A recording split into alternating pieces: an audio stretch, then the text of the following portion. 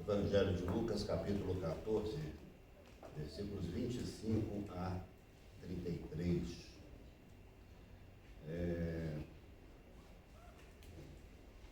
Qual o preço de seguir a Jesus Cristo? Eu penso que essa pergunta é obrigatória para quem quer ter um compromisso verdadeiro com o reino de Deus. A gente precisa ter consciência do quanto vale, qual é o preço de sermos discípulos de Jesus Cristo. E essa pergunta é sempre atual, né? Mas é sobre isso que nós queremos falar essa noite, uma noite festiva em nossa igreja, quando nós estamos recebendo o nosso irmão Regis como integrante do hall de membros dessa igreja. Acho que é uma pergunta também muito oportuna. Embora não tenha sido uma escolha minha específica para essa noite. Se não estivesse ocorrendo hoje a recepção do irmão Regis, o tema da pregação seria esse mesmo, porque nós seguimos um lecionário, e no lecionário a leitura do Evangelho era essa. Mas Deus providencia as coisas de tal forma que o tema que cai nesse domingo é um tema extremamente oportuno para o que vamos fazer essa noite. E tem mais uma coisa que eu gostaria de compartilhar com os irmãos, que ontem eu estava acabando de preparar o sermão e eu tenho um toca-discos, que é toca-disco antigo mesmo, funciona direitinho, e eu tenho uma coleção de discos de vinil. Aí tinha um disco que eu já tinha escutado lá há um tempo, né? Então, eu vou deixar esse aqui mesmo, não vou pegar outro não. Enquanto eu vou escrevendo aqui o sermão, eu vou então ouvindo a música que tiver. E a primeira música que aparece, né, quando eu estou preparando esse sermão, é uma música de Chico Buarque de Holanda, dizendo assim: você vai me seguir aonde quer que eu vá. Você vai ver, uma música muito bonita, não é? E veja só o tema da canção: você vai me seguir.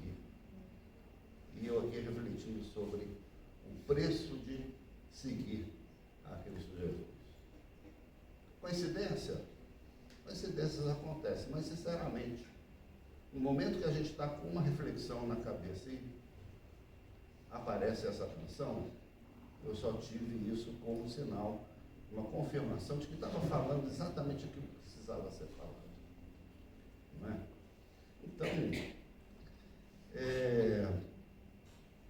nesse texto de Lucas 14, nós temos Jesus Cristo a caminho de Jerusalém.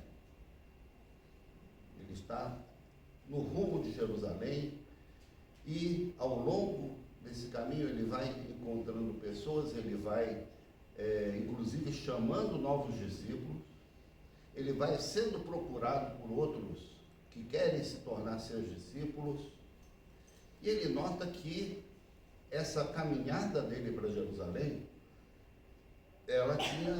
a notícia tinha se espalhado e todo mundo estava sabendo disso. Onde ele chegava, eles diziam: olha, esse é o profeta Jesus que está a caminho de Jerusalém. E ele estava se tornando muito popular nessa caravana. Pessoas começaram a procurá-lo, né, dizendo: olha, nós queremos ir com você, queremos seguir com você. E ele começou então a pensar qual seria o propósito, qual seria o imaginário dessas pessoas que tanto o procuravam nessa caminhada. E estava ficando claro o seguinte: havia uma expectativa muito grande de que Jesus, ao chegar em Jerusalém, ele iria organizar uma insurreição popular, tomar o poder e assumir o reino de Israel. Era uma grande esperança do povo. As pessoas queriam alguém que fizesse isso, que os livrasse da dominação dos romanos, da dominação dos religiosos que oprimiam a população, que os excluíam da sua própria religião. Então, Jesus representava, canalizava a esperança de um povo, especialmente o povo mais pobre, que queria ter alguém ali, um governante que estivesse atento para os anseios daquelas pessoas com quem ele tinha convivido durante já 2 ou 3 anos e que ele tão bem conhecia desde lá da Galileia.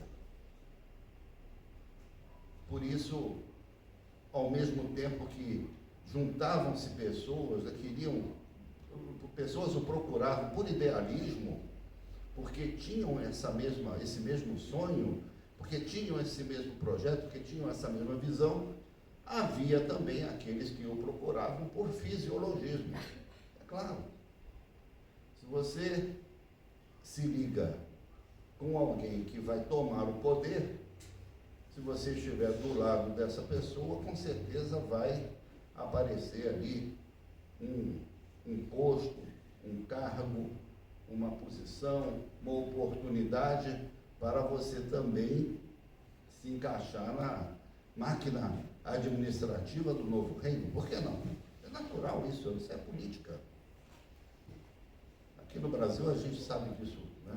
Sobejamente. Então, muitas pessoas procuravam Jesus porque queriam estar do lado de quem iria tomar o poder. Claro. E Jesus estava atento a essas pessoas que o procuravam. Por isso, ele colocou um desafio para esses candidatos a discípulos. E ele basicamente diz o seguinte: olha, é preciso desapegar da família, desapegar de um projeto de acúmulo de bens materiais, um projeto de riqueza. E, em terceiro lugar, é preciso disposição para carregar a sua cruz. Carregar a sua cruz.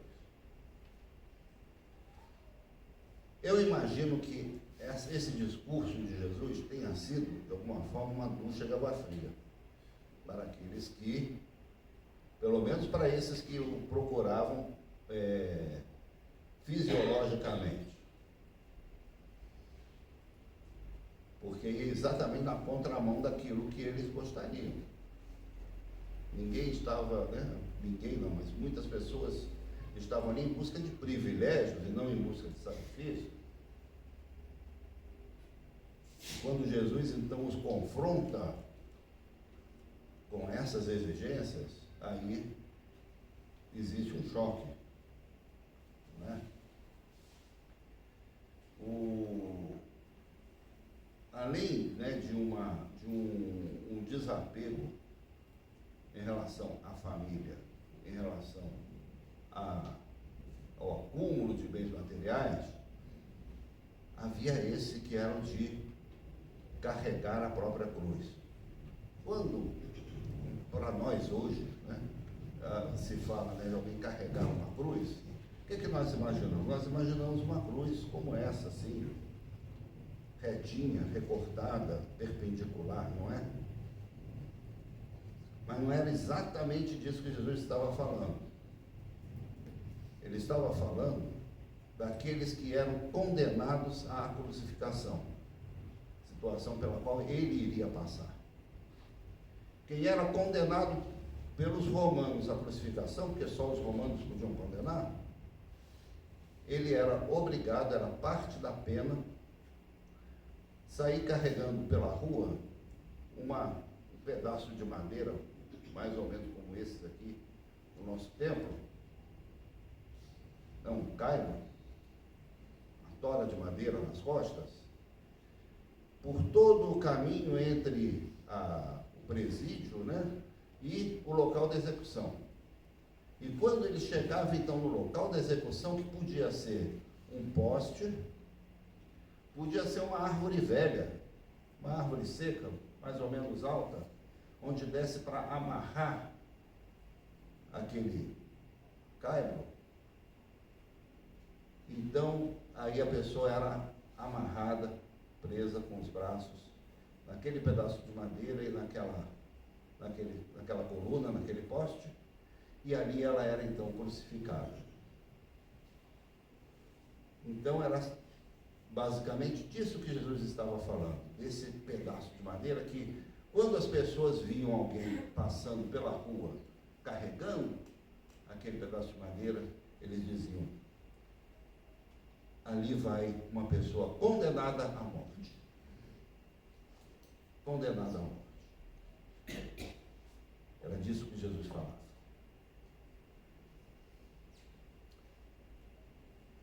A gente pode se perguntar, mas essas exigências eram assim, literais, a coisa era ao pé da letra mesmo, tinha que brigar com a família, tinha que fazer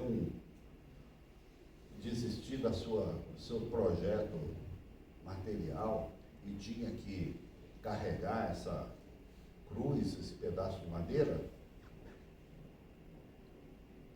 Veja bem, quando Lucas, o evangelista, escreve esta cena, resgata a memória dessa palavra de Jesus, ele está falando para uma comunidade que enfrentava e enfrentaria perseguição. Quando Lucas escreve esse evangelho, Paulo já tinha sido preso, já tinha passado uma temporada na prisão em Roma. Havia toda uma perspectiva de perseguição que depois se tornaria ainda mais intensa, ainda mais cruel.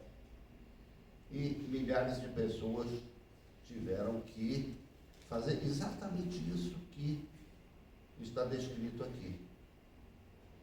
Tiveram que abrir mão das suas famílias, das suas casas, das suas posses e, eventualmente, serem crucificadas, entregarem a sua vida em nome de Jesus Cristo, em nome do Evangelho. Então, isso aqui tornava bem claro para uma comunidade primitiva da igreja que essas coisas aqui eram para valer. Não é?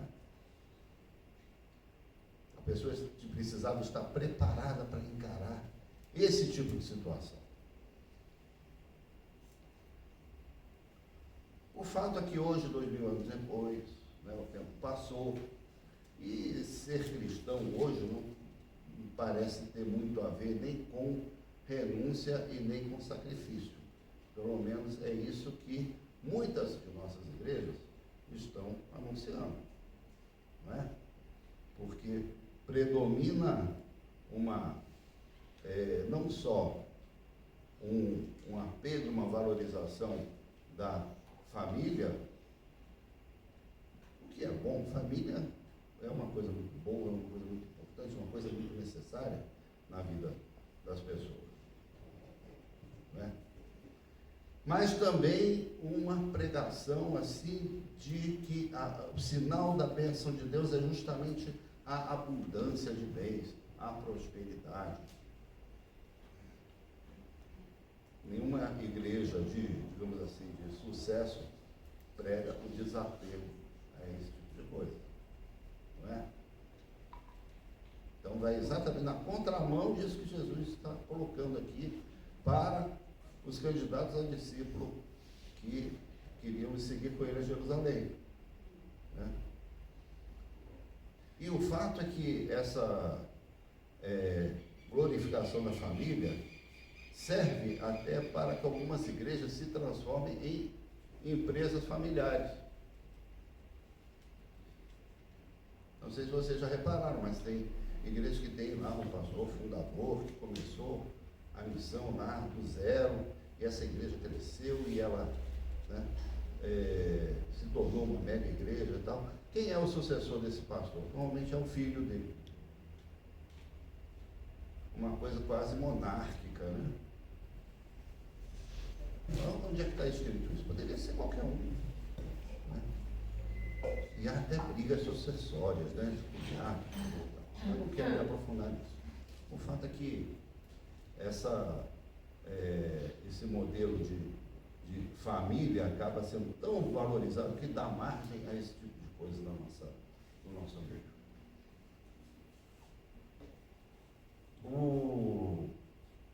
A igreja ela passou até digamos assim, a sacralizar a defesa da família e da propriedade privada como sinônimo de fé cristã. Como se fosse impossível ser cristão e defender um outro modelo de sociedade. Isso é uma coisa também que nos chama a atenção. O fato é que o texto do Evangelho ele traz um termo muito forte, né? Quando Jesus fala assim, quem quer ser meu discípulo e não aborrece pai, mãe, filho, irmão, irmã, tal, não pode ser meu discípulo. A família sempre foi uma instituição muito forte no judaísmo. Israel era governado por famílias de sacerdotes. E Jesus coloca um desafio a esse tipo de modelo, sociedade, no seguinte sentido, que o apego de muitas pessoas às suas propriedades, a seus sobrenomes, às suas famílias, as impedia de assumir um compromisso com Jesus Cristo. Então, nesse conflito, ele diz o seguinte: eu tenho que estar em primeiro lugar, eu tenho que estar em primeiro plano. Jesus era um rapaz de família. Até os 30 anos, ele era o filho mais velho da sua casa, ele provavelmente era quem sustentava, era quem dava suporte, ajudou a criar os seus irmãos. Há muitas especulações de que José já teria falecido quando Jesus começou o seu ministério, porque não se menciona mais o nome de José, só o de Maria. Então Jesus era, digamos assim, um rapaz de família, mas no momento em que ele é chamado para, que ele sente o momento de iniciar o seu ministério, ele acaba abrindo mão dessa companhia, da sua mãe e dos seus irmãos. Ele se lembra da sua mãe no momento da crucificação. Não se trata aqui de maneira nenhuma de renegar ou de diminuir a importância da família, mas de estabelecer prioridades, de estabelecer valores. E Jesus Cristo precisa estar em primeiro lugar, essa a mensagem desse texto. Não é?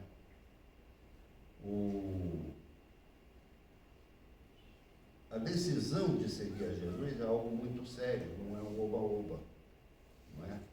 E aí nós vemos o Jesus operário dando um exemplo da sua cultura, da sua prática profissional. Eu sempre digo que Jesus não era carpinteiro, Jesus era operário da construção civil, porque sempre que ele vai dar um exemplo assim, ele fala normalmente ou de casa, ou de torre, né? Ou de alguma coisa, né? Ele inspeciona a obra do Templo de Herodes. Ele tem toda uma postura de alguém que trabalhava com obra mesmo, de um pedreiro, mestre de obra, alguém assim. E Jesus dá um exemplo nessa linha, quando ele diz assim, olha, se um agricultor quer construir uma torre para proteger a sua plantação, a sua lavoura, ele tem que ver se ele tem condição financeira, se ele tem capacidade para concluir essa obra. Porque senão a obra vai parar no meio e todo mundo vai olhar de longe e dizer, coitado, ele não teve como terminar a obra. E vai ficar então aquele esqueleto parado ali. Ele compara a decisão de seguir a Jesus Cristo a esse compromisso, um compromisso que demanda recurso, demanda análise, para ver se realmente temos a capacidade, a disposição de assumir. Eu falo isso com muita tranquilidade, porque eu tenho certeza que o Regis, acostumado à análise de capacidade financeira, ele fez essa análise espiritualmente na sua vida para seguir Jesus, né, Regis? Então, mais uma vez aqui, a palavra de Deus atende uma coisa que nós estamos vivenciando essa noite. Uma outra imagem que Jesus recorre é a de um rei que precisa enfrentar um outro reino, um outro exército em desvantagem, detalhe. Porque ele só tem 10 mil soldados e o outro tem 20 mil. Ele precisa tomar uma decisão para ver se ele vai ter, além de coragem, além de vontade, se ele vai ter recursos, se ele vai ter estratégia, se ele vai ter como superar essa desvantagem. Porque senão ele parte para negociações de paz. Ele parte para a conciliação e não para o confronto.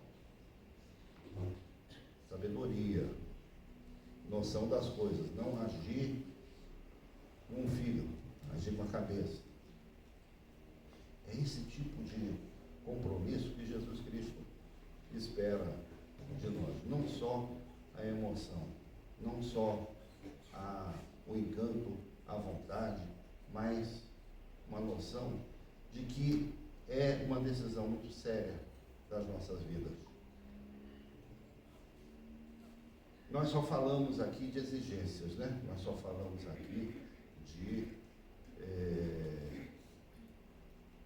recursos, nós só falamos. Mas o que nós ganhamos? Nós ganhamos no seguinte sentido, que seguir a Jesus é o mais fascinante projeto de vida.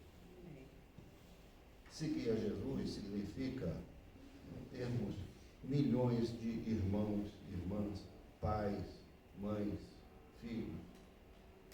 Significa fazer parte de uma grande família, amiga da fé. É isso que Jesus nos oferece. Seguir a Jesus significa estar com aquele que é Senhor de todas as coisas. Podemos não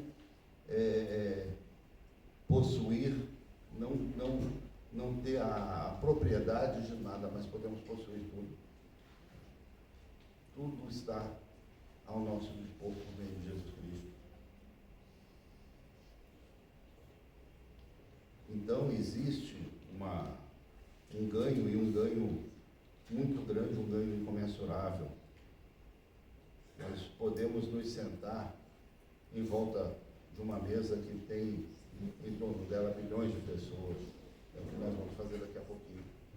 Quando celebramos a ceia do Senhor, nós estamos celebrando com todos aqueles que são salvos, todos aqueles que estarão presentes no banquete do reino de Deus quando ele acontecer.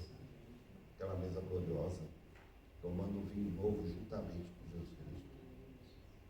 Então, vale muito a pena seguir a Jesus, mesmo com um preço alto. O que não vale a pena é deixar de seguir a Jesus por causa de compromissos, vínculos familiares, vínculos patrimoniais, por causa de vaidades, por causa das coisas desse mundo. Isso realmente não vale a pena. Então, o carregar a cruz mesmo é parte do caminho para a vida eterna. Jesus carregou a cruz, foi pendurado nela, foi crucificado em nosso lugar. Nós também precisamos adotar essa mesma cruz que Jesus assumiu por nós. Graças a Deus nós não somos obrigados a carregar essa mesma cruz. Ele carregou por nós e isso facilita bastante, né? Para sermos crucificados com Ele e ressuscitarmos com Ele.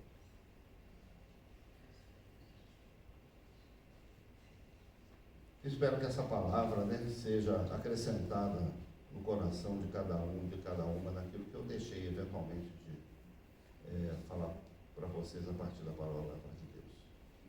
Amém?